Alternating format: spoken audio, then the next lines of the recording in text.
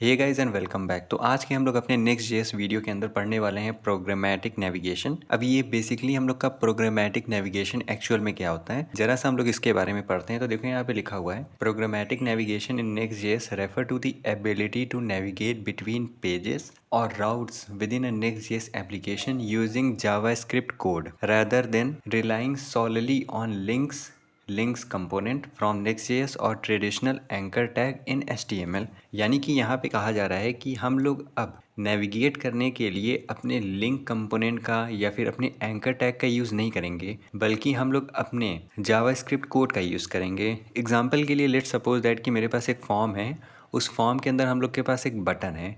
अब उस बटन के थ्रू जैसे ही मैं अपने बटन के ऊपर क्लिक कर रहा हूँ, लेट्स सपोज दैट मुझे अपने होम के ऊपर नेविगेट करना है, तो उस बटन के थ्रू हम लोग कैसे नेविगेट करेंगे, इस चीज़ को अब हम लोग अचीव करने के लिए प्रोग्रामेटिक नेविगेशन का यूज़ करने वाले हैं। तो बेसिकली प्रोग्रामेटिक नेविगेशन क्या होता है, चलिए इसको ज़रा कोड में हम लोग करके समझते हैं। तो यहाँ पे देखो, ये रहा हम लोग का VS कोड। VS कोड के अंदर बेसिकली देखो, यहाँ पे हम लोग के ऐप के अंदर करंट में हम लोग के पास केवल एक पेज है, जिसके अंदर हम लोगों ने डिव के अंदर प्रिंट कराया हुआ है होम पेज, ठीक।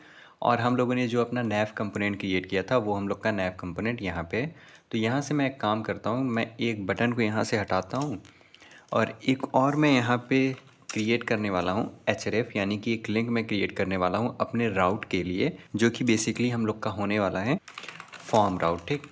और यहाँ से हम लोग इसको रीनेम कर देते हैं फॉर्म। अब देखो बेसिकली यहाँ पे क्या हो रहा है, यहाँ पे हम लोग अपने बटन के अंदर लिंक कंपोनेंट का यूज़ कर रहे हैं अपने एक पेज से दूसरे पेज के अंदर नेविगेट करने के लिए।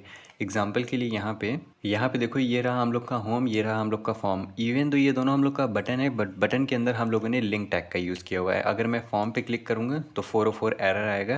क्योंकि हम लोग के पास यहाँ पे भी फॉर्म राउट क्रिएट नहीं है। तो मैं यहाँ पे अपना फॉर्म राउट क्रिएट कर देता हूँ और फॉर्म के अंदर मैं न्यू फाइल page.tsx RAFCE, तो यहाँ से हम लोग का कंपोनेंट क्रिएट हो जाएगा और इसको मैं फॉर्म नाम दे देता हूँ, ठीक।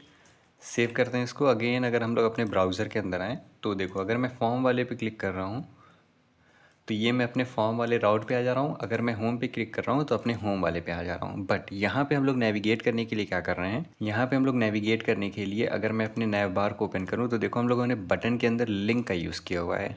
बट लेट्स सपोज दैट कि अगर हम लोग के बटन के अंदर ऑन क्लिक के थ्रू हम लोग को नेविगेट करना है, तो ऑन क्लिक के थ्रू हम लोग कैसे करेंगे? क्या इसके अंदर हम लोग अपना लिंक का यूज़ करेंगे? नहीं, उसके लिए हम लोग के पास आता है प्रोग्रामेटिक नेविगेशन। तो यहाँ पे मैं क्या करता हूँ, मैं इसको ऐसे ही रहने देता हूँ। मैं अपने इस वाले जो हम लोगों ने फॉर्म का पेज क्रिएट किया हुआ है, इस फॉर्म पेज के अंदर यहाँ पे मैं एक एम्प्टी फ्रैगमेंट क्रिएट करता हूँ, जिसके अंदर मैं एक डिव क्रिएट करके लिख देता हूँ फॉर्म पेज। और यहाँ पे मैं अपना एक बटन क्रिएट करूँगा, बेसिकली जो बटन हम लोग का सेट CN से आया हुआ है, इसके अंदर मैं लिख दूँगा सबमिट, ठीक। और यहाँ पे इसका मैं थोड़ा सा वेरिएंट चेंज करूँगा, जो कि होगा हम लोग का डिस्ट्रक्टिव वेरिएंट, ठीक। अब अगर मैं अपने ब्राउज़र के अंदर आऊँ तो यहाँ पे अगर मैं फॉर्म पे आऊँ तो फॉर्म के अंदर ये रहा हम लोग का सबमिट बटन। अब मैं चाहता हूँ कि सबमिट बटन के ऊपर जैसे ही मैं क्लिक करूँ, मैं अपने होम पेज के ऊपर नेविगेट कर जाऊँ। तो यहाँ पे अब नेविगेट करने के लिए हम लोग अपना एक यूज़ राउटर का यूज़ करने वाले हैं अपने Next.js के अंदर। तो उसके लिए हम लोग क्या करेंगे, यहाँ से सबसे पहले इम्पोर्ट करेंगे यूज़ राउटर। अब यूज़ राउटर हम लोग का दो है, एक हम लोग का नेक्स्ट स्लैश राउटर है, एक हम लोग का नेक्स्ट स्लैश नेविगेशन है। तो हम लोग नेक्स्ट स्लैश नेविगेशन वाला यूज़ करेंगे। तो नेक्स्ट स्लैश नेविगेशन वाला मैंने इंपोर्ट किया। अब यहाँ से हम लोग अपने यूज़ राउटर को इनिशलाइज़ करेंगे कॉन्स्ट राउटर के नेम से, यूज़ राउटर। अब जहाँ कहीं भी हम लोग को नेविगेट करना होगा, हम लोग अपने इस राउटर का यूज़ करने वाले हैं। तो लेट्स सपोज दैट कि मुझे अपने इस बटन के ऊपर, जैसे ही मैं बटन के ऊपर क्लिक करूँगा, तो मैं चाहता हूँ कि मैं नेविगेट कर जाऊं, तो मैं राउटर डॉट पुश का यूज़ करूंगा। और कहाँ पे मुझे नेविगेट करना है, अपने स्लैश पे। स्लैश का मतलब मुझे अपने इस होम वाले पे नेविगेट करना है। अब देखो, अगर मैं सेव करके, तो यहाँ पे देखो, ये हम लोग का जो यूज़ राउटर है, ये हम लोग का क्लाइंट कंपोनेंट है। तो इसके लिए हम लोग को अपने इस कंपोनेंट को सर्वर से क्लाइंट के अंदर कन्वर्ट करना होगा। तो यहाँ पे आकर के हम लोग यूज़ क्लाइंट डायरेक्टिव का यूज़ करेंगे। अब अगर मैं सेव करके अगेन ब्राउज़र के अंदर आऊँ तो यहाँ पे देखो, वो एरर हम लोग का गायब हो गया। अब अगर मैं अपने सबमिट के ऊपर क्लिक करूँगा तो देखो हम लोग अपने होम पेज के ऊपर नेविगेट कर गए।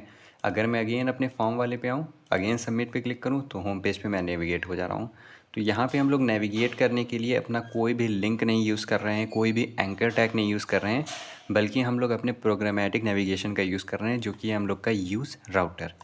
एक चीज़ का ध्यान देना पड़ेगा कि ये जो हम लोग का यूज़ राउटर है, ये हम लोग के क्लाइंट कंपोनेंट के अंदर ही वर्क करता है।